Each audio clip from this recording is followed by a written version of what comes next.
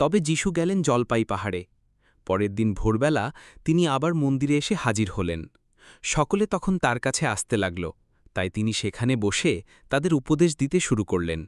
এই সময় শাস্ত্রীরা ও ফরিসিরা তার কাছে একটি মেয়েকে নিয়ে এলেন। সে ব্যভিচার করার সময় ধরা পড়েছিল। তাকে সকলের সামনে দাঁড় করিয়ে তারা যিশুকে বললেন, গুরুদেব, এই মেয়েটি ব্যভিচার করছিল, হাতে নাতেই ধরা পড়ে গেছে।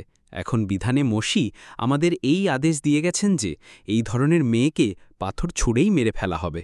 এই বিষয়ে আপনি কি বলেন? তারা অবশ্য তাকে যা যা করার জন্যই এই কথা বলছিলেন, যাতে তাকে অভিযুক্ত করার মতো কোনো কিছু তারা পেতে পারেন। কিন্তু যিশু তখন নিচু হয়ে মাটিতে আঙুল দিয়ে আঁক কাটতে শুরু করলেন। এদিকে তারাও তাকে বারবার একই প্রশ্ন করতে লাগলেন। তাই যিশু আবার সোজা হয়ে তাদের বললেন, আপনাদের মধ্যে যিনি নিষ্পাপ তিনি প্রথমে ওকে পাথর ছুঁড়ে মারুক। তারপর তিনি আবার নিচু হয়ে মাটিতে আঁক কাটতে লাগলেন। এই কথা শুনে বৃদ্ধ থেকে শুরু করে তারা সকলেই সেখান থেকে একে একে সরে পড়তে লাগলেন। শেষে সেখানে রইলেন শুধু যিশু একাই, আর সামনে দাঁড়িয়ে থাকা সেই মেয়েটি। তখন যিশু আবার সোজা হয়ে তাকে বললেন, মা, ওরা কেউ কি তোমাকে দণ্ডিত করল না? সে উত্তর দিল, না, কেউই করল না প্রভু। যিশু তখন বললেন, আমিও তোমাকে দণ্ডিত করছি না, এখন যাও, তবে আর কখনো পাপ করো না তুমি। আপনাদের মধ্যে যিনি নিষ্পাপ তিনিই প্রথমে ওকে পাথর ছুঁড়ে মারুক।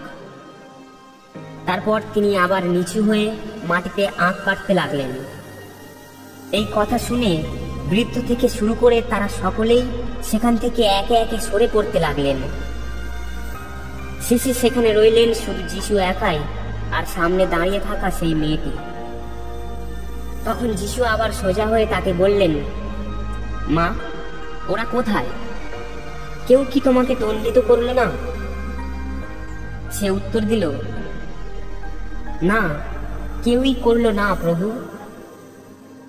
যিশু তখন বললেন, আমিও তোমাকে দণ্ডিত করছি না, এখন যাও, তবে আর কখনো পাপ করো না তুমি।